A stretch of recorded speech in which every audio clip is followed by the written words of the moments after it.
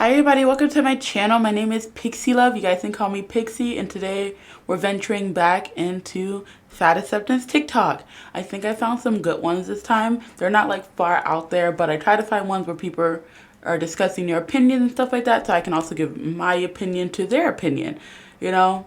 So let's get into this. I'm excited, you're excited, let's go.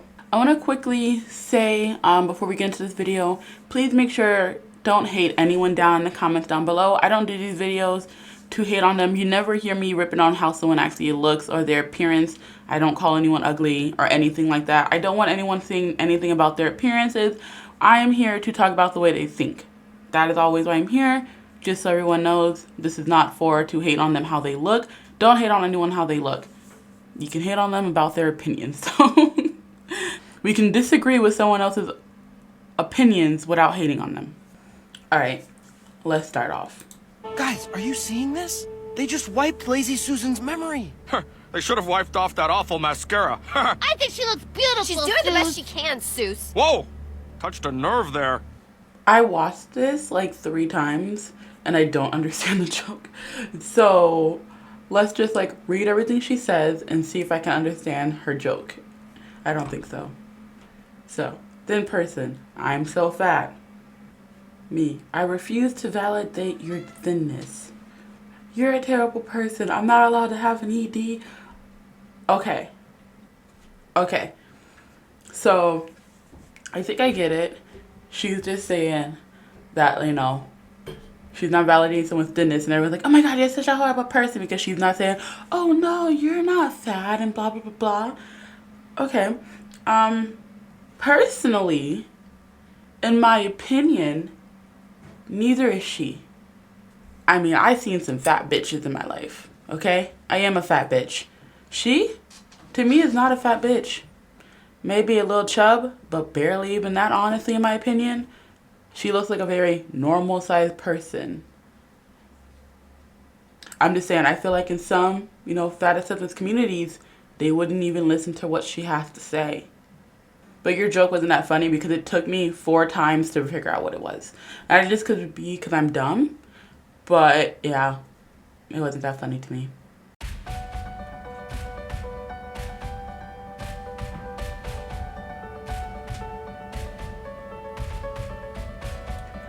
Personally, I would say being fat is a disability. Like, if you get up to a certain point, you are extremely disabled. Like, there's things you literally can do. Does that mean you cannot change those things? No, you can still change the fact that you're fat. Mostly at any size. But, yes, I feel like getting up to, like, the 450s, 500, 600 range, that becomes a disability, personally. I've seen My 600-Pound Life and Too Large. I've seen both those shows. And yeah, getting up to a certain point, it is a disability. You can't work because you can't be on your feet all day. You can't move around. It's hard for you to even drive your car. It's hard for you to walk to your bathroom. Being fat is a disability, 100%. Now this person has multiple disabilities because they have autoimmune conditions and they're extremely overweight. Don't know how bad their, obesity is affecting them. I can't tell how big they are just by looking at their face, but they also have autoimmune diseases, which I don't know if being fat can affect. Does anyone know that? Like, let me know down in the comments below if like autoimmune diseases can be worse depending on your weight. Like, I don't think it's something that weight can cause, but like if you're like 400 pounds, would it make your autoimmune disease even worse? Let me know. All right. So I have some long ones to do. The next few ones are going to be some longer ones, and then we're going to end up with some short ones. I picked some longer ones because these are the ones where they're talking, they're spewing, they're fucking quote-unquote facts. So let's hear what they have to say and, let's go. So really quick, I'm in favor of eliminating the BMI. My question is, how do you tell someone they aren't fat? Oh, that's a good question. I will tell you how I respond when my friends call themselves fat. And basically, I think you need to just be upfront with them. Like, when I was younger, I would be hanging out with my friends. One of them would be like, I feel so fat. And of course, I would be like, no, sweetie, you're not fat. You look so good. But what I say now is, hey, when you say things like that in front of me and I'm bigger than you, you're actually also saying all of that bad stuff about me. So like you can totally say I've gained weight and I'm insecure about it. You can tell me you're bloated. You can tell me you're feeling unattractive, whatever you want. But please don't say disparaging things about fatness in front of me because I am fatter than you. And that's not very nice to me. And even if you're not fat, I think you can still say something kind of similar. Like, hey, I know you're feeling upset right now and you're not happy with the way you look, but when you specifically disparage fatness, that actually does harm other fat people in the world because you really aren't fat. But what fat people do face is stigma, and that is perpetuated by comments like this that equate fat to automatically bad when it is not. I mean, if your friend said something racist or homophobic or ableist, you would address it and you would call them out on it and you would tell them. So you should do the same thing about fat phobia, especially because fat phobia is rooted in racism. All right, okay. See, I couldn't tell I wanted to talk so badly. First thing, they are not saying that everything that they feel about themselves is also how they feel about you or how you should feel about themselves. That is how you are interpreting what they are saying. Do not put your feelings onto someone else. Do not put how you are feeling about what someone else is saying onto what they are saying. You can clearly say like, hey, when you say things like this, it makes me feel a certain way. You are completely valid to your feelings, but do not say when you say things like that, like how you feel fat when you're not really fat, you're stigmatizing all fat people and making it seem like all fat people are bad and they feel like gross and that is not what she is saying. She is saying she feels fat, and in her mind, feeling fat means she feels a little bigger than what she is. She feels a little bloated. She feels a little groggy. That is how she's equating fatness to herself. That is not how she's equating fatness to everyone else. Okay? Calm yourself with that shit. People need to learn the way that they feel about how someone says something isn't always what they mean. Like, and it doesn't always have to be, like, in the worst way. Like, this is going to be a really controversial statement. When someone is singing a song, a non-black person is singing a song with the N-word in it, and they slip up and they say it, or they mouth it, or whatever, that is completely different, in my opinion, than someone straight out calling someone else the N-word. Those are two completely different statements. I understand the weight that that word has. Trust me, I do. But I don't get mad when someone mouths it or accidentally sings it in a song. That's different than actually calling someone the N-word in a negative way. Just like it is different than your friend saying she feels fat than actually calling you a fat bitch. There's a difference. You know what I mean? It's not the same thing. She needs to calm down with that. That one really got me. And then, what else did she say at the end? I can't remember what she said at the end, so let's, hold on. Is stigma, and that is perpetuated. Disparage fatness, that actually does harm other fat people in the world because you really aren't fat. But what fat people do face is stigma, and that is perpetuated by comments like this that equate fat to automatically bad when it is not. I mean, if your friend said something racist or homophobic. Also, that part, it's not the same thing. She's not saying something, to use your term, fat-phobic, and I guess she is in your way, but that's just a whole different topic. But she's not. I can understand where you're coming from, because if someone is like doing something stupid, it's like, oh, I feel like a black person. That's a little fucking racist. Or if someone's being a little fruity or whatever, and be like, oh, I feel like a gay person. Oh, that's so gay. But those situations are completely different when it comes to fatness. For the simple fact is, you can change it. Oh, I think that's what makes me so. I think that's why I do not like comparing these situations, or the reason why I compare these situations to show that they're not the same thing, because you can change those facts. And you can, but you don't have to. And since you don't want to or change all the issues that come with being fat, stop complaining about them. That's my thing. You complain. I hate when people complain about a situation, complain about an outcome of a situation where they can change their part in the situation, but they don't want to. You can change being fat, whether you like it or not. You can change being fat, but you choose to be fat, which is fine, but don't complain about all the issues you have with being fat. So this girl got me. She has 5 videos on this. I'm only doing this one. But yeah, she has 5 videos on this. And what I have a problem with is the plus size section with what it looks like on a genuine plus size person. And I picked this specific video because to me this model was the biggest model, but they were all technically plus size in my opinion. Anyway, let's watch the video first. So this is part 2 of the series where I show clothes on models from plus-size websites versus what they look like on me, a genuinely plus-size person. I've seen this dress from ASOS on so many people at the minute, and so I decided I wanted to get it and try it out. And it lived up to my expectations perfectly. It is so twirly and pretty and lovely, and I feel like an absolute princess in it. I wanted it in a size 26, but that was sold out, so I got it in a 28, and it's a tiny bit big for me, but because of the style, I don't mind it too much. One of my favourite things about it is no bra! I paired it. First, I want to say she does look absolutely lovely in this dress. This dress is so freaking pretty. Alright, just throwing that out there. Dress is so fucking cute. Love it for her. Love it on her.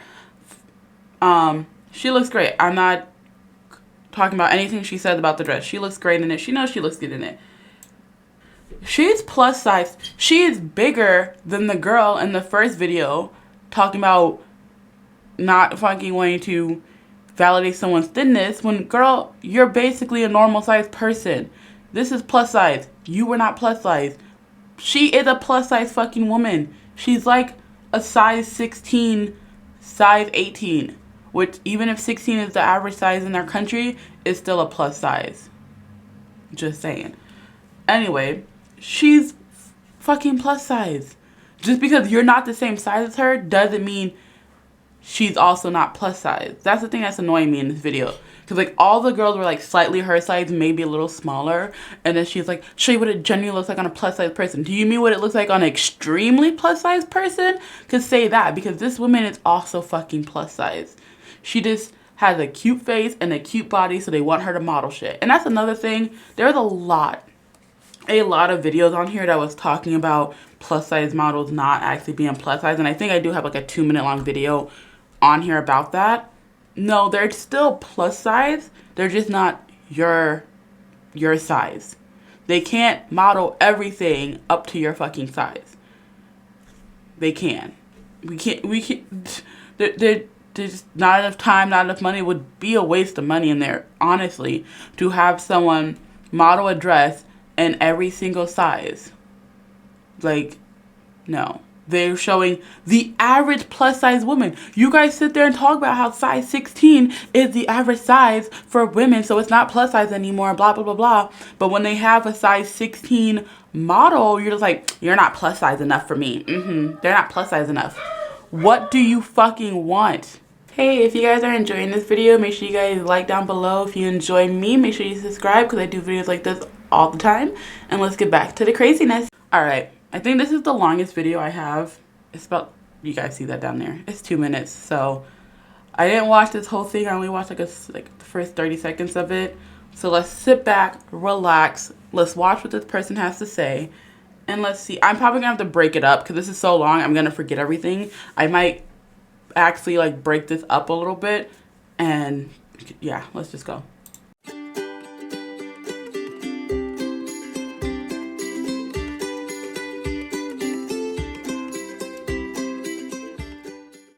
The commercialization and whitewashing of the body positivity movement is the worst thing that ever happened. This is going to be a long one, so sit down.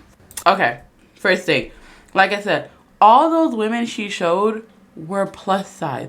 And second of all, have you ever been on Fashion Nova? They use plus size black women. And there's this one girl, I don't know if you guys are all picturing the same girl. She's so fucking pretty, okay? Anyway, they use plus size black models, first of all. Second of all, some of the people you use were just regular people from Instagram. They just modeling clothes for themselves. And they were all plus size. Like, they were all plus size. They were the average size 16 to 18 plus size women. Okay, now let's hear what she has to say. So the body positivity / fat liberation movement emerged from the black LGBT community of the late 60s, early 70s. I don't exactly know if that's true, but I was watching a video recently that was talking about the early forms of the body positivity movement. Actually, I believe they said it was in the 50s, and it was a bunch of white women from the pictures I remember seeing. None of them were black. I'm going to take a break, and I'm going to look it up myself, so give me one. I'll be right back. Okay, so I didn't have to go far in the Wikipedia page to find out about the body positivity movement. Now, I know Wikipedia isn't always the best freaking whatever. They never let us use it in school. But these things have to be like approved and everything. If there any wrong information, someone can get banned for putting in the wrong information. Anyway, I'm going to use Wikipedia. All I needed was this paragraph right here, which is the first wave. No, wrong one. Sorry. All I needed was this paragraph right here, the first wave of the body positivity movement. So in 1967, a man named Steve Post, I'm going to show you what all these people, first of all, they're all men, by the way, not black women, just saying, all white men. But let's continue. Steve Post held a fat-in at Central Park. He described the event as a way to protest discrimination against fat people. 5 months later, after the fat-in, a man named Lou Lauterbach composed an essay entitled "More People Should Be Fat," as a result as he witnessed the discrimination against his wife at her size, which he also seemed to be a bigger man as well, but women do historically get more hate for being fat than men. Especially at a certain point. Women can just be like 30 pounds overweight and they're like, people are like, oh my God, you're so fat. But men can be 30 pounds overweight and no one bats an eye. So like at a smaller scale, women are more, treated badly for being fat. That's just the point of the matter. So then he started a movement that, a new movement that wanted to correct fat shaming and stuff like that. I'm not reading all this to you.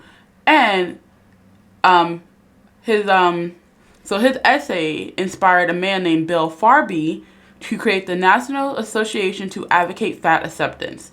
And this movement directly influenced the Health at Every Size and current body positivity movement. Okay? So let's look up these men. So this right here, this man is Steve Post. Doesn't look fat to me, but he doesn't also look black to me as well. None of them said if any of these men were LGBT. I do know the second guy was not because he had a wife. So do not know if any of these men were LGBT, but I'm not going to assume anything. So we got a white man right here. This right here is Lou Lauterbach with his wife. Both of them seem to be a little overweight. He's the one who wrote that essay about how more people should be fat, which sadly doesn't seem to be the thing to solve the issue, because more people are fat nowadays and we're still having the similar problems. And now people was taking what he was saying as just treating fat people as normal humans to now everyone should be fat and fatness is awesome. This right here is Bill Farby, and he is the founder of the NAAFA. Okay? So we're already 25 seconds into what she has to say, and I feel like I've already proven her wrong. So no, it did not have anything to do with black people or the LGBT community from what I can see about the first wave in the 1960s, as you so stated yourself. So I'm not going to do a whole deep dive on her 2-minute long video, but I am going to watch the rest and continue to commentate. It existed on the fringes of mainstream/white society and culture for many years because in white culture, fat equals bad. Now in brown and black cultures, there's a little ambiguity here and there. I could talk about that in another video if you want me to. However, what we saw was fashion companies after the extremely toxic early 2000s, which I could talk about all day if you guys want me to, basically said, hey, you know what? I see you fat girls are buying clothes and I see you're willing to pay a premium for those clothing. So I'm going to get into the plus size fashion industry. However, what they did was they said, I'm only going to look at fat bodies I'm attracted to or I think other cisgender white people will be interested in. You know what those bodies are? Hourglass, pear-shaped, size 10 to 14 white or white adjacent bodies. Essentially, what happened was you're only looking at fat people through the lens of cisgender thin white people that run fashion, because fashion thrives on two things, babies: thinness and whiteness. I disagree with both of those things, especially the whiteness. I'm sorry. The fashion industry has been proven time and time again that they get a lot of their creativity, a lot of their fucking inspiration from the black community. Is it the white people making the money off of it? Yes, I will agree with that. But do not sit there and act like fashion time after time after time has not gotten their inspiration from black women. Let's be honest about that. If you want to talk about something, talk about it right. Fashion is 100%, 90% of the time inspired by black women's fashion. Literally, I'm just gonna say black women normally start all the freaking trends, and it doesn't get popular until someone of another race does it. But I'm not trying to make it about that. But she's skipping over things that she doesn't want to talk about because that's not true. Thinness, yes, fashion has always been towards thinness. I agree with that one. But once again, the women that you showed were not size 14. If you want to talk about something, show plus size models that are a size 14. Oh, but they're freaking not. Most of them are size 16, size 18.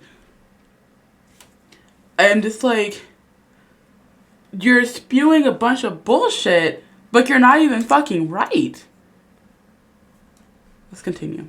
So instead of the body positivity movement reflecting the hordes of fat, black, brown, white people, women, girls, boys, they, them, who come in a variety of shapes and sizes, hues, genders, ethnicities, it is now fully represented by people like Ashley Graham, a cisgendered size 12 or 14 white woman who is raking in millions of dollars at the expense of the body positivity movement.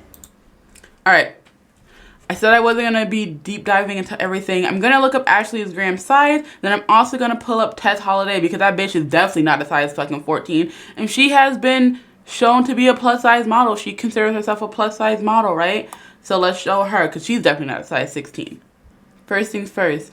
Ashley Graham is a size 16. Size 16. And here's all her measurements right there. When I was like looking at her measurements, I'm like, she's definitely not a size 14. Like, I had to find a website that said what her actual size was, which is down here. But she's a size 16. You're telling me this woman, that's a size 14? I remember being a size 14, size 12. I did not look like her. And I'm very curvy and hourglass as well. She's definitely a size 16 to 18.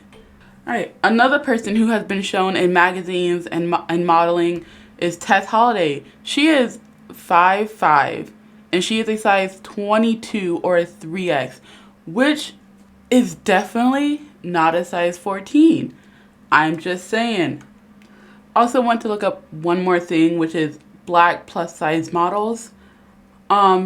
Weirdly enough, to me, the black plus size models are the ones who are smaller. Now, there are some bigger ones, but she looks like to be no, they look like they could be 16s. She can maybe be a 14. She's probably a 14. But, like, no, they're big too. Like, alright, there's only like 40 seconds left. I'm going to try to watch the rest and not say anything, okay?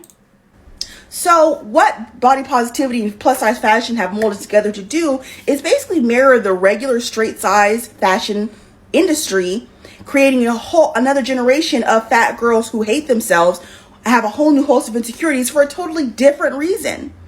I've said it before and I'll say it again. Thin white people and the fashion industry have ruined body positivity. Okay, didn't really disagree with her that much on the end.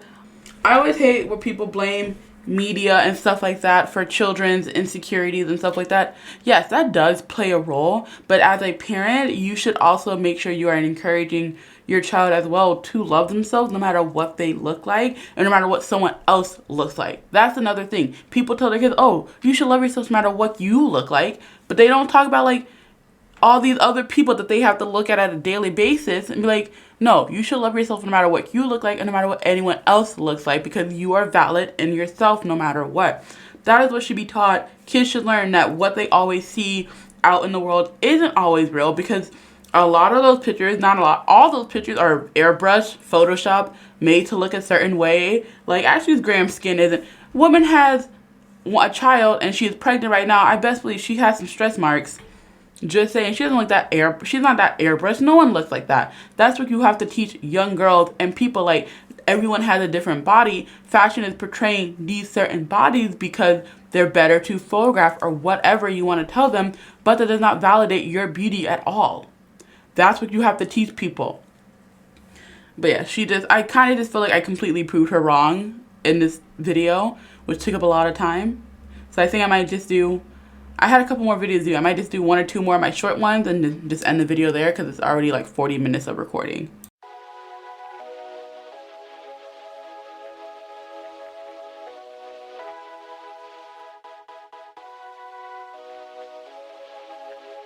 The fat acceptance movement is so toxic. Imagine calling your doctor fat-phobic because they tell you your weight makes you a high risk for diabetes. Exactly. Like, everyone on the internet now thinks that they're a fucking doctor because they can Google shit. Like, no. Just because you have Google and you can look something up doesn't mean you know what the fuck you're talking about. We're gonna end it on this one. Just don't lie about the physical reality of what you've done to your body if you reach 400 pounds. That's not healthy. You're saying it's healthy. You're saying it's okay. No, you're just not dead yet. If you lost 200 pounds, you would feel wonderful. That would be healthier. Like, if you smoke every day and you're like, look, no cancer, smoking's healthy. No, your body is dealing with it. Your body's processing it. It won't be able to forever. That is exactly what's going on if you're morbidly obese. Yes, I 100% agree with it. This was the first video I picked out, and I was like, I can't do this first. This is going to cause some problems first thing in the video.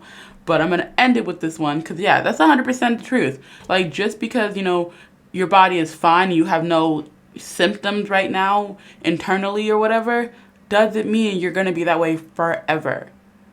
And you can't tell me you're almost 300 pounds and you're not having any issues. Like, trust me, because I'm there. I'm almost 300 pounds, and I can tell you I have issues already. Not a lot of medical issues. I'm really fine medically wise, but physically I have a lot of issues.